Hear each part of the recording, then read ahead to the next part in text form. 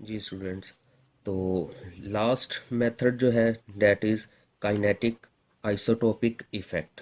असल में kinetic isotopic effect का एक होता है आइसोटोपिक लेबलिंग, जो हमने लास्ट लेक्चर में डिस्कस किया था कि आइसोटोप को लेबल किया जाता है और देखा जाता है कि वो प्रोडक्ट में एग्जिस्ट कर रहा है या नहीं कर रहा। तो इस तरह से हम उसको लेबल करते हैं। और अभी जो हम डिस्कस कर रहे हैं वो है आइसोटोपिक इफ़ेक्ट। अब देखते हैं कि आइसोटोपिक इफ़ेक्ट आइसोटोपिक लेबलिंग से डिफरेंट कैसे है। अब आइसोटोपिक इफ़ेक्ट में हम क्या करते हैं कि जो ऑलरेडी एग्जिस्टिंग आटम होता है, फॉर एग्जांपल अगर हाइड्रोजन आटम एग्जिस्ट कर रहा है रिएक्शन में, उसे हम रिप्लेस कर सकते हैं ड्यूटेरियम से। इसी तरह ऑक्सीजन आटम है, उसे रिप्लेस किया जा सकता है ऑक्सीजन 18 से। इसी तरह जो नाइट्रोजन है, इसे नाइट्रोजन 15 से किया जा सकता है। आयोडीन है, इसे आयोडीन 128 या 131 से रिप्लेस किया जा सकता है। यानी कि ऑलरेडी एग्जिस्टिंग आटम को उसी के हैवियर आइसोटोप के साथ रिप्लेस कर दिया जाता है। अब आम तौर पे जनरल ऑब्जर्वेशन क्या होती है कि जो आइसोटोप्स होते हैं they have same electronic configuration. जो आइसोटोप होते हैं उनकी इलेक्ट्रॉनिक कन्फिगुरेशन सेम होती है, which means that they have same chemical properties. Chemical properties, अब केमिकल प्रॉपर्टीज का मतलब क्या है? Mode of reaction. अब जो एक ही एलिमेंट के आइसोटोप्स होते हैं उनके रिएक्शन करने का तरीका सेम होता है, लेकिन फ़र्क क्या होता है इनमें कि जो मैस डिफरेंट होने की वजह से जो हैवियर आइसोटोप्स होते हैं but lighter isotope lighter isotopes have higher rate of reaction, यानी कि उनकी रेट ऑफ रिएक्शन ज़्यादा होती है। और जो हैवियर आइसोटोप होते हैं, heavier isotopes have low rate of reaction, low rate of reaction. यानी कि इनकी केमिकल रिएक्शन करने का तरीका तो सेम है, लेकिन मैस डिफरेंट होने की वजह से इनकी फिजिकल प्रॉपर्टीज़ जो होती हैं या रेट ऑफ रिएक्शन जो होता है वो चेंज हो जाता है। जनरली आमतौर पे होता क्या है कि जो लाइटर आइसोटोप होते हैं उनका रिएक्ट करने की जो स्पीड होती है वो ज़्यादा होती है, और ऐसे आइसोटोप जो हैवियर होंगे उनके रिएक्ट करने की जो स्पीड है वो कम होती है। और इसी तरह एलिमेंट को अगर एक आटम को हम उसके आइसोटोप से रिप्लेस कर दें, जो रेट ऑफ रिएक्शन में चेंज आती है वही चेंज हमारी काइनेटिक आइसोटोपिक इफेक्ट कहलाती है। तो यही बुक में डिफाइन हम लिख रहे हैं। डिफाइन क्या लिखी हुई है? The change in rate of reaction when an atom is replaced by its isotope. यानी कि जब एक आटम को उसी के आइसोटोप से रिप्लेस कर दिया जाए तो जो रेट ऑफ रिएक्शन में चेंज आती है उस चेंज को हम क्या बोलते हैं? काइनेटिक आइसोटोपिक इफेक्ट बोलते हैं, जिसे हम के आई ई से एब्रीवेट किया जाता है। फॉर एग्जांपल अब यहाँ पे हमारे पास एक रिएक्शन है जी, that is elimination reaction. Elimination reaction है हमारे पास जिसमें ethoxide acting as a base. अगर हम इसका मैकेनिज्म लिखते हैं इधर तो वो मैकेनिज्म क्या होगा? सपोज दैट हमारे पास एक एरोमेटिक कंपाउंड है, this one,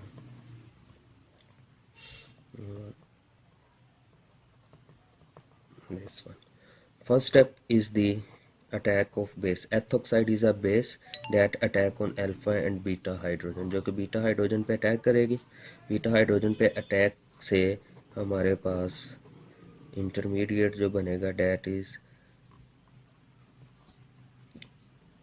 cation, that is CH2 sorry N9 carbenium ion, क्योंकि न्यूक्लियर बेस अटैक कर गया और वो अपना इलेक्ट्रॉन जो है वो कार्बन पे लीव आउट करेगी हाइड्रोजन, इसलिए कार्बेनियन आइन बन रहा है। अब जब और साथ में हमारे पास बनेगा एथाइल अल्कोहल। अब जब ये कार्बेनियम आइन अपना इलेक्ट्रॉन नेक्स्ट कार्बन पे पास आउट करेगा तो ब्रोमाइड आइन एलिमिनेट हो गया। इससे हमारे पास this one allylic group generate हो गया प्लस ब्रोमाइड आइन एलिमिनेट हो गया। अब इस रिएक्शन में देखें हमारे पास हुआ क्या है कि जो कार्बन हाइड्रोजन की बॉन्ड थी वो ब्रेक हो रही है, this one, carbon hydrogen bond break हो रही है इसमें। और अगर हम क्या करते हैं कि इस हाइड्रोजन को रिप्लेस कर दें हाइड्रोजन के आइसोटोप जो कि ड्यूटेरियम है, सपोज दैट 1 and 2 CH2Br। अब दोबारा फिर इसी बेस को टैग करवा रहे हैं ड्यूटेरियम पे, ये अपना इलेक्ट्रॉन कार्बन को देगा, अगेन यहाँ पे डी नेगेटिव, ये बॉन्ड इधर पास आउट करेगा, जो हमारे पास प्रोडक्ट बनेगा इस दफ़ा दिस वन। अब क्योंकि हाइड्रोजन जो है वो लाइटर आइसोटोप है एज कम्पेयर टू ड्यूट्रियम, तो लिहाजा इस जगह पे जो रेट ऑफ रिएक्शन होगा वो कम हो जाएगा। इस रिएक्शन में that has slow low rate of reaction, और इस सेंस में जहाँ पे कार्बन हाइड्रोजन की बॉन्ड ब्रेक हो रही है, और इसे हम क्या कहेंगे, that is a fast rate of reaction. अब एक ऐसा रिएक्शन जिसमें रेट ऑफ रिएक्शन जो बॉन्ड ब्रेक हो रही है, कार्बन और हाइड्रोजन की बॉन्ड ब्रेक हो, उसे बोलते हैं rate of reaction when substrate contain proton. और एक ऐसा रिएक्शन जिसमें जो रेट ऑफ रिएक्शन होता है कार्बन और ड्यूट्रियम या आइसोटोप की बॉन्ड ब्रेक हो रही हो, उसे हम बोलते हैं rate of reaction when substrate contain isotope और ड्यूट्रियम। और इन दोनों की जो रेशियो होती है that is known as kinetic isotopic effect, the ratio of rate of reaction with hydrogen atom to rate of reaction when substrate contain deuterium or isotope। तो यानी कि जो KH होगा that is the rate of reaction when substrate contain hydrogen atom and KD is the rate of reaction when substrate contain deuterium। अगर इसके अलावा oxygen होता तो यहाँ पे ऑक्सीजन का 18 आ जाना था, अगर यहाँ पे नाइट्रोजन होता तो नाइट्रोजन का आटम आ जाना था यहाँ पे आइसोटोप में। तो व्हाट इज आइसोटोपिक इफेक्ट क्या हो गया, आइसोटोपिक इफेक्ट ये हुआ कि जब हम एक आटम को उसी के आइसोटोप के साथ रिप्लेस कर दें तो जो रेट ऑफ रिएक्शन में चेंज आता है, और उस चेंज को क्या बोलेंगे, काइनेटिक आइसोटोपिक इफेक्ट।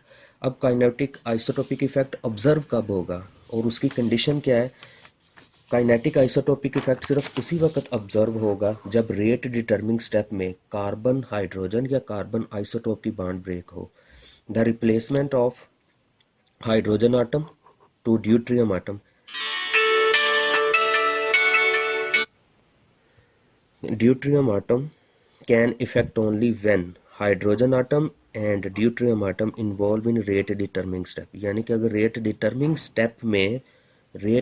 स्टेप में कार्बन हाइड्रोजन या कार्बन ड्यूट्रियम की बॉन्ड ब्रेक होगी तभी काइनेटिक आइसोटोपिक इफेक्ट शो होगा। और ऐसे रिएक्शंस जिनमें रेट डिटर्मिंग स्टेप में कार्बन हाइड्रोजन और कार्बन आइसोटोप की बॉन्ड ब्रेक हो, ऐसे इफेक्ट को बोलते हैं primary kinetic effect.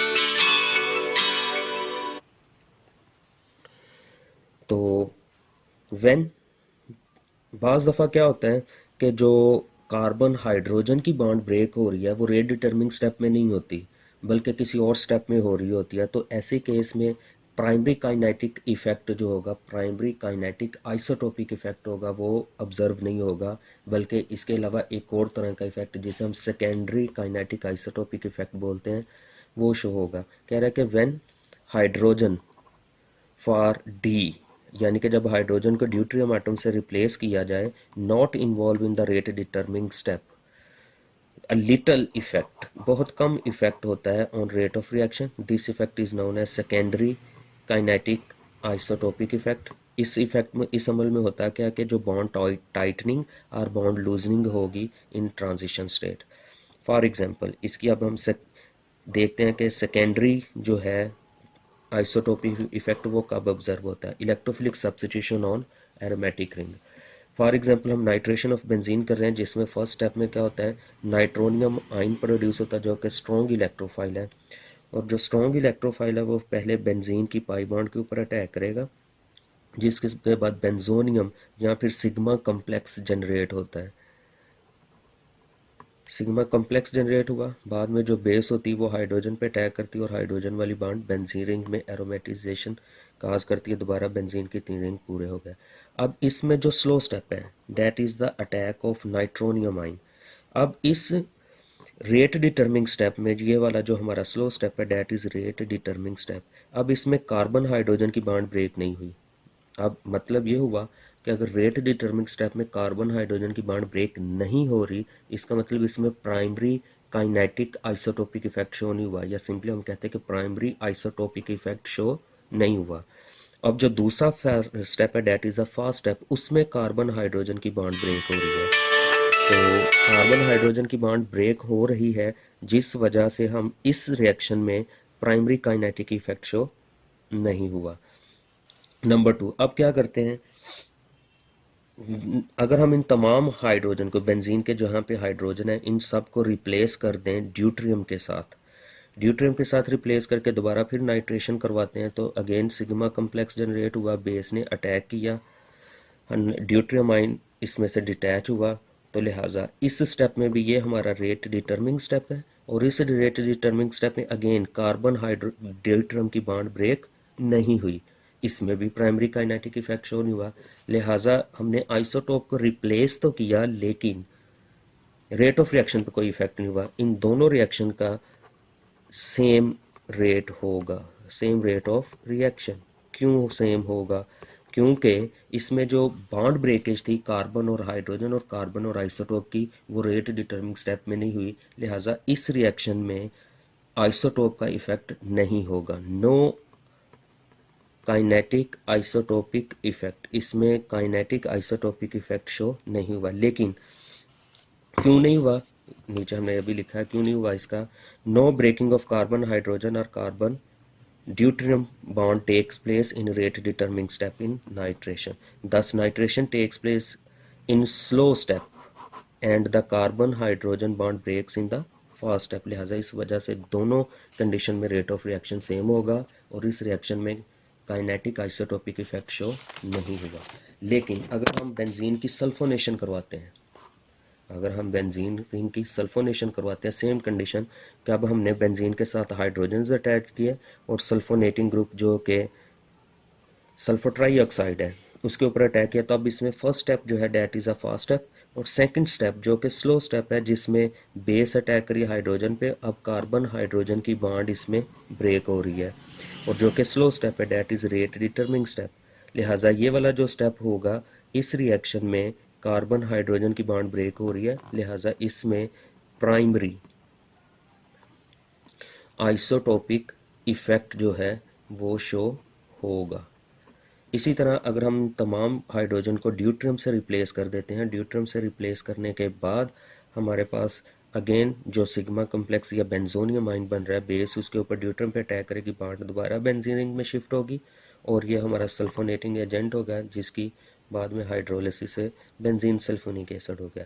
Again this is the slow step, rate determining step, और यहाँ पे कार्बन और ड्यूट्रियम यानी कि आइसोटोप की बॉन्ड ब्रेक हो रही है। इस स्टेप में जो कार्बन हाइड्रोजन की बॉन्ड ब्रेक होगी, ये वाला जो रिएक्शन होगा that will be a fast reaction, और यहाँ पे जो रिएक्शन होगा ये वाला जो दूसरी लिखा हुआ है दैट विल बी स्लो। लिहाजा इस रिएक्शन में प्राइमरी काइनेटिक इफेक्ट ज़्यादा प्रोमिनेंट हुआ क्योंकि कार्बन हाइड्रोजन या कार्बन ड्यूट्रियम की बॉन्ड जो है वो रेट डिटर्मिंग स्टेप में ब्रेक हो रही है, और इस रेट ऑफ रिएक्शन में जो फ़र्क है इसे हम बोलेंगे आइसोटोपिक इफेक्ट। अब दूसरी जो इसकी टाइप है that is secondary kinetic isotopic effect, यानी कि अगर रेट डिटर्मिंग स्टेप में कार्बन हाइड्रोजन की बॉन्ड ब्रेक नहीं होती या कार्बन हाइड्रोजन या फिर आइसोटोप जो है वो रेट डिटर्मिंग स्टेप में पार्टिसिपेट ही नहीं करता, तो ऐसी सूरत में क्या होगा कि secondary kinetic isotopic effect show होता है। यही इसमें हमने इसकी जो थ्योरेटिकल पोर्शन है उसमें यही लिखा हुआ है कि जो आइसोटोपिक इफेक्ट में also be observe when substituted hydrogen atom not directly involved in the reaction. Such effects are called as secondary kinetic isotopic effect. ये स्मॉलर होते हैं क्योंकि इनका इफेक्ट इतना प्रोमिनेंट नहीं होता और इनकी जो रेंज होती है काइनेटिक इफेक्ट की वो 0.7 से लेकर 1.5 तक होती है। They are classified as alpha beta gamma, यानी कि ये अल्फा बीटा गैमा ये डिपेंड करता है कि जो जिस आटम को आपने सब्स्टिट्यूट किया है वो उस कार्बन से के लिहाज से किस पोजीशन पे है जो कार्बन रिएक्शन में इन्वॉल्व हो रही है। अगर जो कार्बन रिएक्शन में इन्वॉल्व हो रही है उससे अगली कार्बन के ऊपर आइसोटोप मौजूद है तो डैट विल बी अल्फा। अगर वो दूसरी कार्बन पे अटैच है तो बीटा। अगर वो उससे तीसरी कार्बन पे आइसोटोप मौजूद है तो that will be gamma, depending upon the position of isotope with respect to reactant carbon. Secondary kinetic effect results in the tightening, ये पहले भी हमने कहा कि टाइटनिंग और loosening of a bond at the transition state, यानी कि जो SN1 मैकेनिज्म SN2 मैकेनिज्म होता है जो कि सिंगल स्टेप मैकेनिज्म होता है जिसमें ट्रांजिशन स्टेट बनती है और उसमें बॉन्ड की टाइटनिंग या लूजनिंग होती है। द स्ट्रेंथ ऑफ बॉन्ड में change because of the hybridisation state, क्योंकि sp3 से वो sp2 में बदल जाता है तो हिब्रिडाइजेशन स्टेट चेंज होती है, या फिर change in extent of hyper conjugation. For example, in nucleophilic substitution reaction secondary kinetic effect is at beta position is observed। For example हमारे पास एक कंपाउंड है जिसमें हाइड्रोलिसिस हम कर रहे हैं 1 chloro 1 phenyl ethane, that is a ethane 1 and 2, 1 chloro 1 phenyl ethane. अब first step इसमें क्या होगा, आयोनाइजेशन है ऑफ सबस्ट्रेट, ये इससे क्लोरो ग्रुप डिटैच हो गया तो ये कार्बोकैटाइन जनरेट हो रहा है, और second step is the ionisation.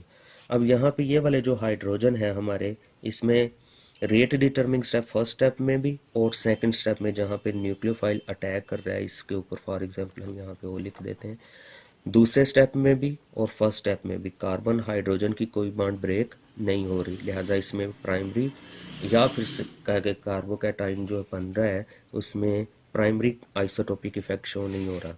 अगर हम इन तीनों हाइड्रोजन्स को रिप्लेस कर देते हैं, 3 ड्यूट्रियम से, 3 हाइड्रोजन के आइसोटोप से रिप्लेस कर दिया जाए तो फिर क्या होगा, अगेन क्लोरो ग्रुप आयोनाइज हो रहा है, कार्बोकैटाइन बना, दूसरे स्टेप में न्यूक्लियोफाइल अटैक कर रहा है और उसमें भी कार्बन और ड्यूट्रियम की बॉन्ड ब्रेक नहीं हुई, लिहाजा इससे ये बात कंफर्म होगी कि जो आइसोटोप है या सब्स्टिट्यूटेड हाइड्रोजन जो है कोई भी हो सकता है, तो वो रेट डिटर्मिंग स्टेप में पार्टिसिपेट ही नहीं कर रहा। तो इस सूरत में कौन सा इफेक्ट शो होगा, secondary kinetic isotopic effect show होगा। होप सो कि आप समझ गए होंगे कि किसी रिएक्शन का मैकेनिज्म हम कैसे इवेल्युएट कर सकते हैं। अब अगर इन तमाम मैकेनिज्म को सामने रखा जाए तो एक बात क्लियर होती है कि जो रेट मैकेनिज्म है वो सबसे ज़्यादा डिपेंड करता है नेचर ऑफ प्रोडक्ट। अगर हम प्रोडक्ट को एनालाइज कर लें तो उससे हमें काफ़ी सारी हेल्प मिल जाती है कि उसका मैकेनिज्म, जो प्रोडक्ट बन रहा है वो किस मैकेनिज्म के तहत बन रहा है। तो नेक्स्ट इंशाल्लाह ताला हम डिस्कस करेंगे फर्दर रिएक्शंस।